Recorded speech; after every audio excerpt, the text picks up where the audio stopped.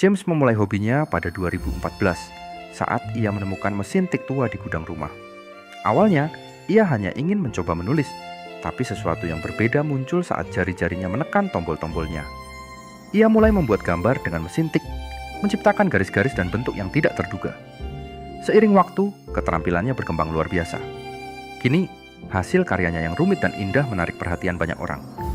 James membuktikan bahwa seni bisa lahir dari alat yang paling sederhana, dan bahwa kreativitas tak terbatas oleh media.